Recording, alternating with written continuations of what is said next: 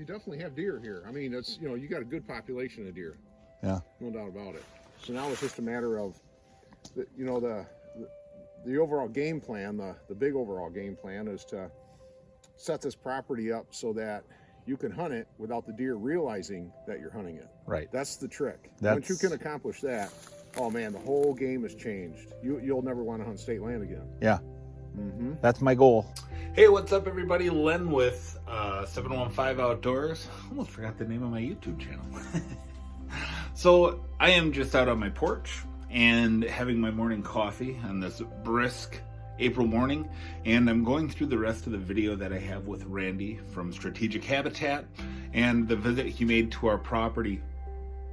And I'm just going to go through and pick some of the highlights out and make this part 2 of our video. And next week we will be having our Zoom call with Randy and going through the actual plan. And I'm going to try to figure out how to screen record that and edit that down. I'm going to be really selective because I don't want to,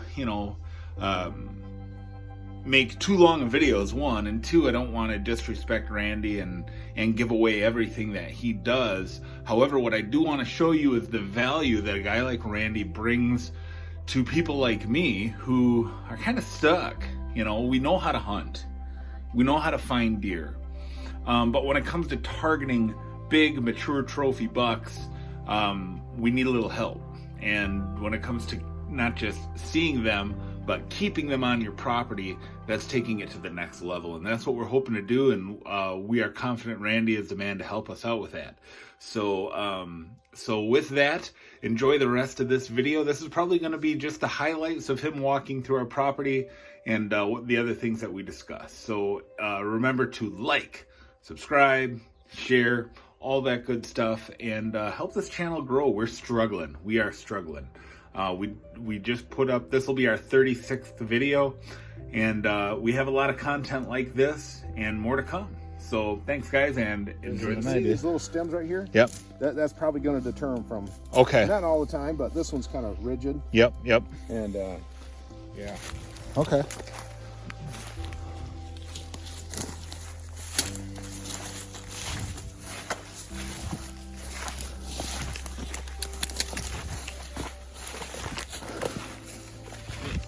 And here's the pond.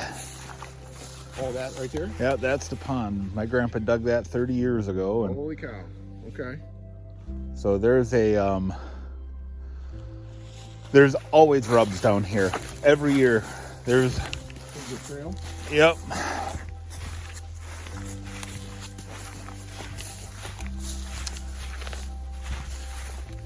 looks like a bed over here.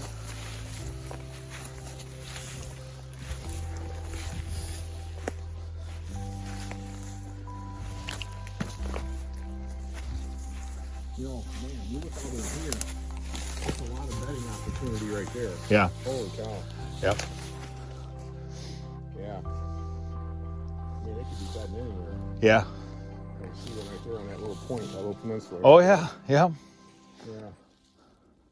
How do you determine whether you're looking at a buck bed or a doe bed? Is it you see 3 of them and you know that's probably doe and their fawns, or? Yeah, but sometimes that buck he'll lay in one spot based on the wind, so he can look that way. Uh-huh. But if the wind shifts and it blows the other way, then he'll turn around and maybe lay in another spot right there. So it can kind of be deceiving, but Yeah. generally the buck is going to be in a little bit thicker cover. Yep. Where the does, the does are laying right over there by the road, Right. Yeah. Yep. Yeah, they're definitely more tolerant of our presence. There's just no question. The does. But look, there's a rub right there. Yep. And normally when you're in a buck bedding area, Yep. you'll see clusters of rubs real close by. Yep. Yeah. Yeah, there was one on a tree over on this side too, just on the other side of that birch tree. Uh-huh. But yeah, and this little creek, always running. It's always running. running. There's always a little trickle of water in it. Yeah. Okay. This runs all the way into my aunt's property. This was probably one of the more heavily logged areas, is this bottoms and the ridge line that'll be on our left.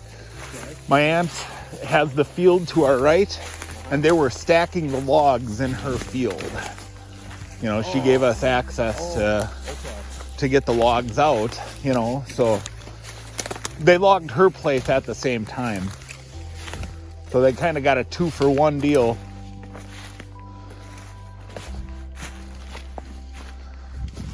And so yeah, this area was pretty heavily logged. There is a ladder stand up on the ridge that you can see, you know, with a gun. You can see to shoot all day, but I don't know. Yep. You never see them when you're standing in the tree stand. You know, that's a problem. Yeah, no, I hear you. Yeah. These are decent. Now, when did you really start noticing that? You start seeing more deer after it was logged? Was it just recently, like 2, 3, 4 years after it was logged? I think we started to realize. I mean, Matthew killed his buck a couple years after it was logged. Yep. He was only like 13 or 14 at the time. But that was a small 7-pointer, you know, probably a 1 and a half, 2.5 year old buck. You know, Dad killed that 7-pointer the year I killed the one up on the state land in 2016. And then I would say it was 2018 when we started to see just the buck sign exploding in here. It's like, where the hell are all these damn things? So you know, that was 2 years after it was logged, basically. Logged in 2016. Well, 2016, that was the year me and Dad killed the bucks. I guess it was probably around 2015 when he had the second time it was logged. Okay. And they came in for the pulpwood and stuff. And in 2018, about 3 years ago, is when you really started seeing the sign. Yeah. 3 years after logging. Okay. Yeah. But, you know, we were killing more deer between those two cuttings. Yeah. You know. It improved after the first one, obviously. Yeah. Okay. And then, like all these oaks right here in front of us. Yep. That's all a result of logging. the logging. Yep. And opening up the camp. Yep. They've opened holes in the sky now. That's awesome. Yeah. Here's the one thing that I'm going to suggest, and that is, instead of putting in like a half-acre round, square, oval, whatever food plot, where, you know, if you bust the deer out of there getting in and out of the stand, you're blowing the whole food plot, right? Right. And then now the next day and the next week, you know, they're going to be coming out a little bit later, a little bit more nocturnal. So instead of having that round, square, oval food plot, I like to do these long, winding food plot corridors. Yeah. And if they're winding, you know, a buck can be on a certain section of the corridor, and if it extends out 300 yards, when it's winding, he can't see what's going on at the other end of that food That's plot. like, we watched one of your videos last night that you had.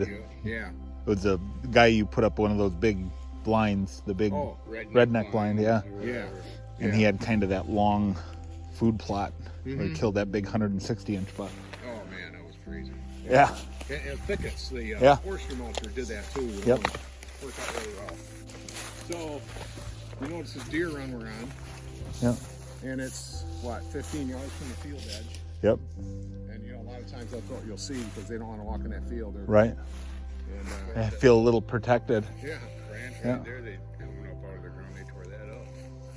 Yeah, and, you know, so if you kind of look through the woods, you can see the box blind. Sure can. You know, so that's the corner of the field. That's the corner of the field up there, and then the white oak is just past that. And you would see them come off the food plot, come down the ridge, and just walk down through here, you know. Or they would, depending on the wind, they would cross and go into my aunt's and the other neighbor's field. So. And last year, I'm right out of here, I was up there in the corner, we got a tie-on stand diagonal from the box blind up there. You know, I had a little 3-pointer come walking. I could have sniped him 18 times over, you know, that he had no clue I was there. Yeah. You know, and the one night I was climbing down and I stayed halfway down my tree, remember? They all came out. They all just came out on the food plot. Come out all at once, I was you know. like halfway down my tree, so it's like I had to stay there so I wouldn't spook them. Yeah. Yeah, and that's one of the things too, is like I feel like we have to position ourselves so we can get in and out of the tree stands without spooking the food plots. Yeah, right. You That's know? very important. Yeah. So I see a green post with a white, that's the property line? Yep, that's the property line. All right. Other side is my aunt's. Yep. We used to have a gate here back when we used to farm it, so you could plant on both fields, and stuff. So we call this the lane. This is The lane. Yeah, this is the lane. And so basically we have the box blind, we have a hang-on stand, and then we have the white oak. The white oak is the giant oak you see right through in the corner there. Yeah. Sure. And so yeah, this is a heavily hunted area, no doubt about it, you know. People over there hunt? One guy, my aunt's boyfriend, and he has a stand on the corner on the other side of those pines. I see. And he has a couple others a little deeper back into the back 40. Okay. Yep. All right. So no one bow hunts these two 40s or the 40 behind us. No one bow hunts those. Okay. Or the 40s surrounding us. Across the street, one guy bow hunts on Kiefer's. That's on the other side of the pipeline. I've seen her a couple times. Oh, really? Yeah. Oh, okay. So, as far as we know, the nearest bow hunters are 240s that way. I see. And then across the street. Really?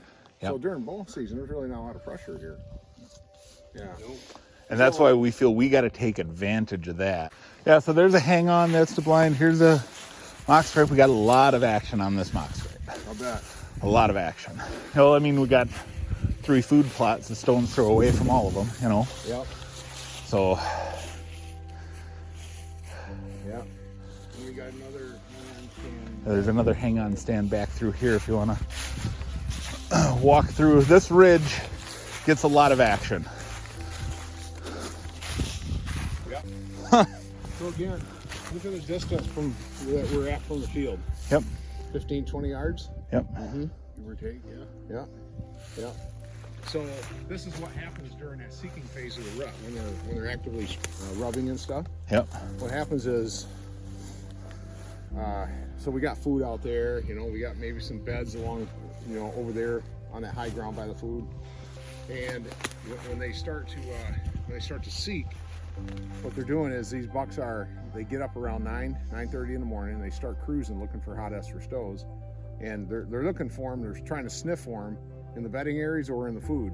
So with a south wind coming this way, Yep. they're going to come on the downwind side of the field. Then coming all the way down through here, they can smell everything upwind of them, right? And so the strategy is in the early season, you know, we can put our stands up by the food. Yep. And hunt those by the food. But once we get into that seeking phase around October 26th, and then for the next 3 weeks, we want to have our stands downwind of this trail, right? Because if you So you probably want to move that one over there somewhere. yeah, that's pretty much wide open. I Yep, mean, you yep. know, you're gonna get picked off pretty quick out of that one. Yeah, I mean, that buck, he came right behind this tree. He stopped and he looked up at me. Yeah, He, you know, and he yeah, stared at me for about 20 seconds and then he just kind of, yeah. you know, he knew something was there that wasn't right, Yeah. you know. And the other bad thing about, you know, the unfortunate thing about that is what do you think he was? A year and a half, 2.5? 2.5 probably, yeah. Yeah. So, you know, he's not gonna forget that the next year, and you know he'll know that stand is there this fall. Yep. And when he comes through there, he's gonna look up at that stand, see if Every anybody's time, in it, right? yeah. Every time. And so, it's yeah, it goes back again to Training the deer, not basically. letting the deer know they're being Another one hunted. right there. Oh yeah, yeah. And these weren't here during the hunting season. Yep. So yeah, then during that seeking phase after October 26th, we want to be like I see a couple of pretty good sized oaks right back there. Yep. That might be able to hide in. We've got that shagbark hickory and then an oak behind it, but yeah. And then they'll pass right in front of you, and you're downwind of the deer. They'll never smell you. Yeah, yeah. So, anyway. See,